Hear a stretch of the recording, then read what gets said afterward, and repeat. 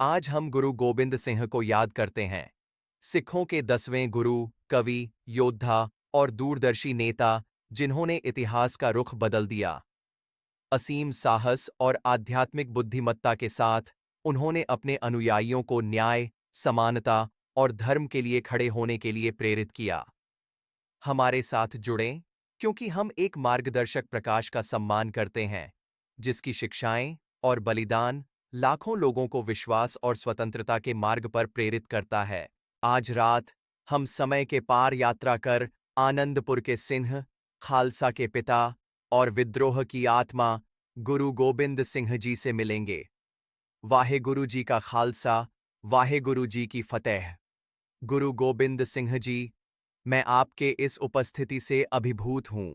वही गुरु जी का खालसा, वही गुरु जी की फतेह। मैं इस पल को साझा करने के लिए आभारी हूँ, हमारे बीच समय का सेतु बनाते हुए। गुरुजी, आइए शुरुआत से शुरू करते हैं। हमें अपने पटना साहिब के शुरुआती वर्षों के बारे में बताइए और आप आनंदपुर साहिब कैसे पहुंचे। मैं 22 दिसंबर 1666 को पटना साहिब, बिहार में गोविंद राय के रूप में जन्मा था।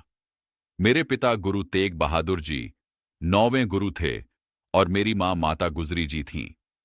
उन शुरुआती वर्षों में मैंने उनसे विनम्रता और साहस सीखा। 1670 में हम पंजाब लौट आए और 1672 तक हम हिमालय की तलहटी में चक्क नानकी नामक गांव में बस गए। बाद में आनंदपुर साहिब के नाम से जाना गया।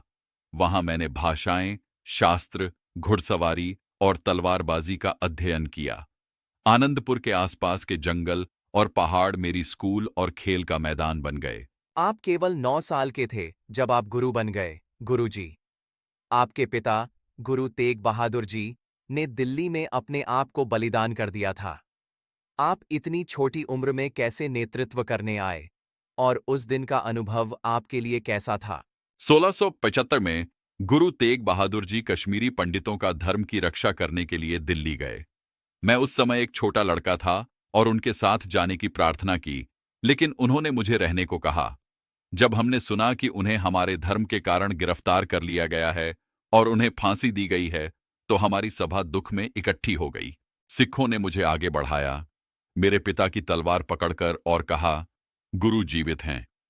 मैं केवल 9 साल का था, दुख से कांप रहा था, लेकिन जब मैंने अपनी आंखें बंद कीं और समुदाय के विश्वास को महसूस किया, तो मुझे पता चला कि मुझे कदम बढ़ाना है। उस दिन मैं गुरु गोबिंद सिंह बन गया। समुदाय निश्चित ही दुख और आश्चर्य से अभिभूत हो गया होगा। आपने गुरु के रूप में अपने पहले शब्द कहने की शक्ति कैसे पाई। मैं सभी के सामने झुका और अपने पिता की तरह सुबह की प्रार्थना, जाप साहिब, अर्पित की। अंदर से मैं डरा हुआ था, लेकिन मुझे वाहे गुरु की शांति महसूस हुई।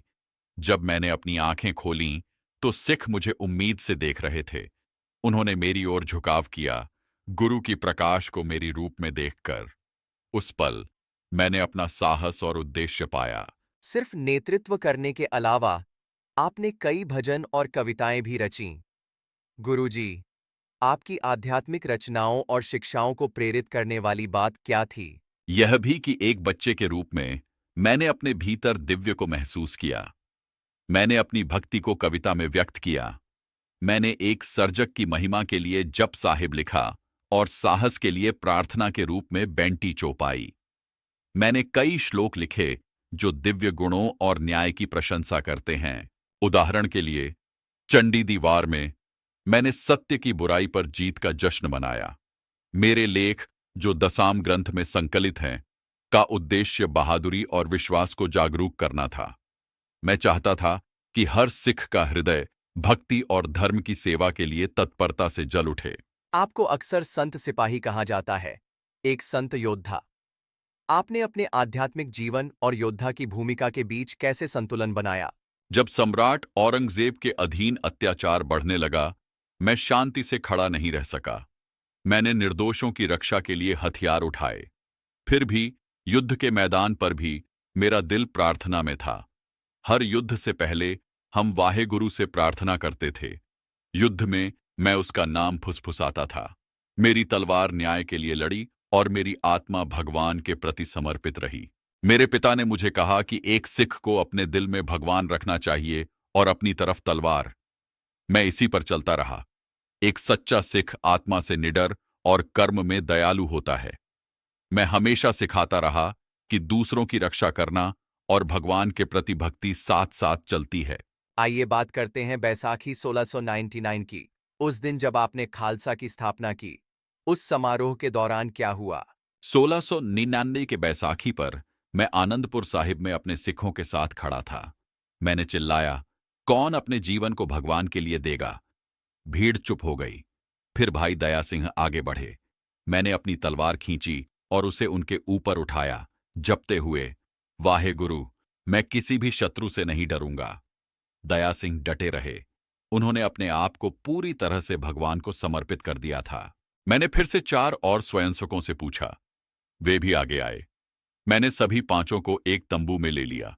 अंदर मैंने अमृत तैयार किया। एक लोहे के बर्तन में पवित्र प्रार्थनाएं पढ़ते हुए मीठा पानी हिलाया। मैंने इन पर इस अमृत से बपतिस्मा दिया और वे 5 प्यारे पंज प्यारे बन गए। तब उन 5 ने मुझे अमृत से बपतिस्मा दिया और मैं उनके साथ खालसा का हिस्सा बन गया। उस पल में हम एक परिवार बन गए।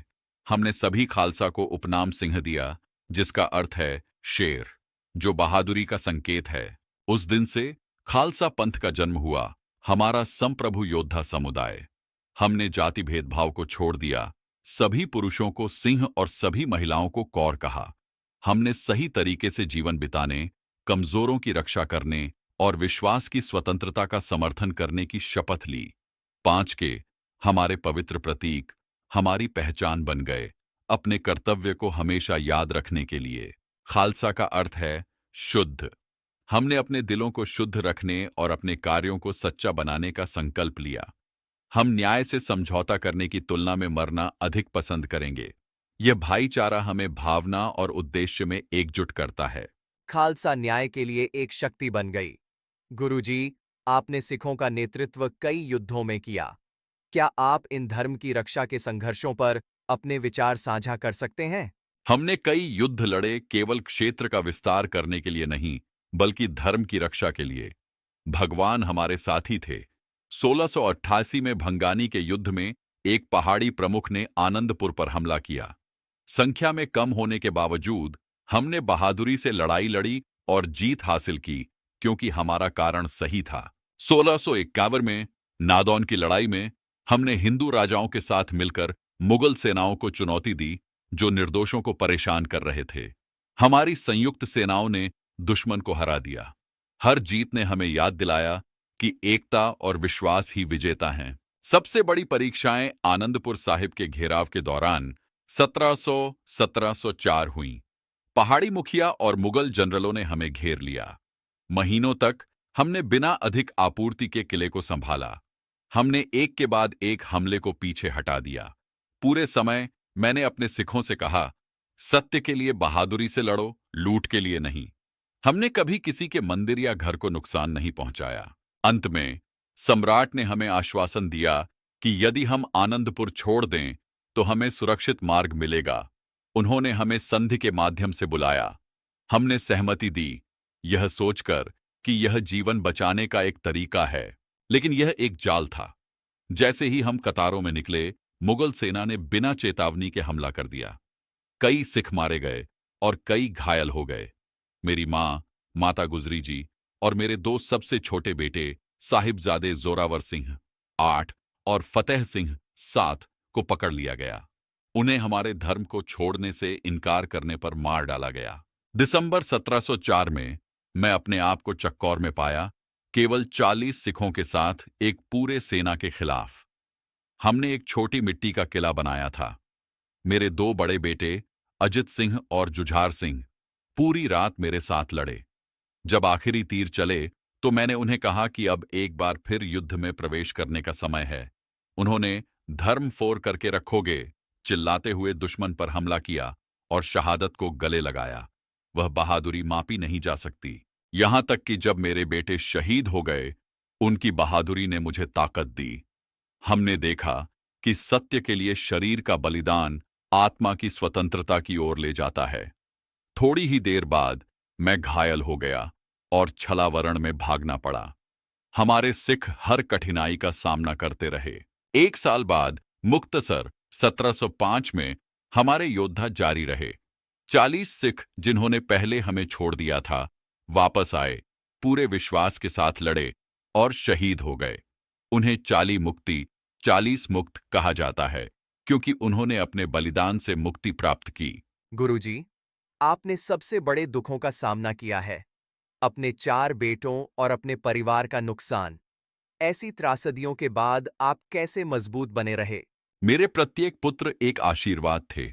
जब मेरे बड़े दो, अजीत सिंह और जुझार सिंह, चक्कौर में अपने प्राणों का बलिदान कर गए, तो मैं टूट गया था। लेकिन उन्हें मुस्कान के साथ युद्ध के लिए मार्च करते देख मुझे साहस मिला। उन्होंने मुझे सिखाया कि धर्म के लिए मरना कभी भी हानि नहीं है। मेरे सबसे छोटे बेटे जोरावर सिंह और फतेह सिंह ने अद्भुत बहादुरी के साथ मृत्यु का सामना किया। वे बस बच्चे थे, फिर भी उन्होंने अपने विश्वास को नहीं धोया। उनकी माता गुजरी जी जल्द ही दुख से मृत्यु हो गईं। दर्द असहनीय था, लेकिन मैंने प्रार्थना में शरण पाई। मैंने खुद को याद दिलाया कि ये बच्चे भगवान के हैं। मैंने प्रार्थना की, हे भगवान, आपने मुझे ये बेटे दिए, मैं इन्हें आपके पास लौटाता हूं। उनका बलिदान हमारे लोगों के लिए एक आशीर्वाद बन गया। इसने हमें सिखाया कि हमें डटकर खड़ा रहना चाहिए, यहां तक कि मौत का सामना भी करते हुए। मैं हर दिन उन्हें अपने दिल में रखता हूं। अपने लेखनों में मैंने कहा, वे अनंत पिता से मिलने गए हैं। मैं जानता हूं कि उनकी आत्माएं जीवित हैं।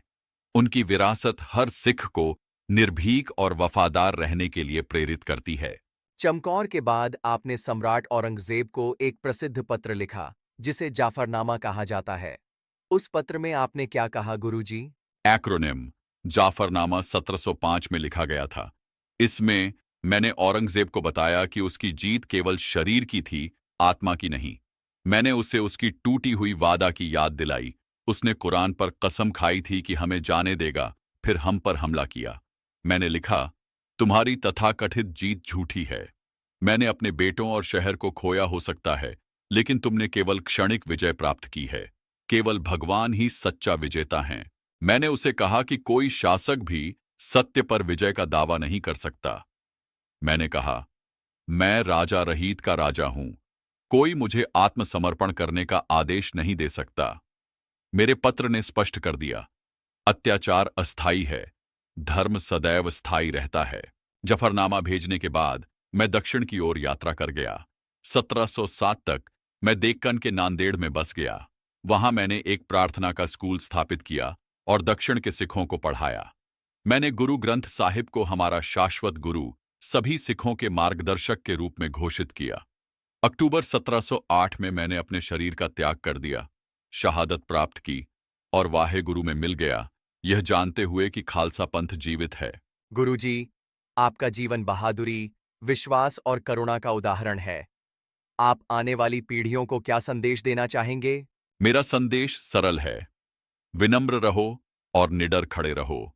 अपने हृदय में भगवान को रखें और प्रेम के साथ दूसरों की सेवा करें। अन्याय के खिलाफ खड़े हो जाओ, चाहे तुम्हें अकेले ही क्यों न खड़ा होना पड़े। सच्ची शक्ति सत्य और करुणा में ही है। खालसा मेरी विरासत है, सम्मान और धर्म के साथ जीवन बिताएं। याद रखें, सत्य का एक पल अंधकार को दूर कर देता है। खालसा की भावना को आगे बढ़ाएं, साहस, समानता और अडिग विश्वास। धन्यवाद, गुरु गोबिंद सिंह जी, अपने जीवन और ज्ञान को साझा करने के लिए।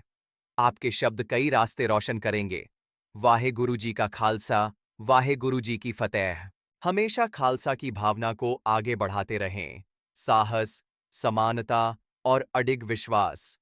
सत श्री अकाल। गुरु गोबिंद सिंह का जीवन हमें याद दिलाता है कि सच्ची नेतृत्व में करुणा और साहस का मेल होता है और भक्ति और बलिदान का संगम होता है। यदि उनकी कहानी आपके मनोबल को ऊंचा करती है, तो इस एपिसोड को अपने मित्रों और परिवार के साथ साझा करें। आइए, उनके कालातीत विरासत को हमारे दिलों और कर्मों में जीवित रखें। जय हिंद। भारत माता की जय।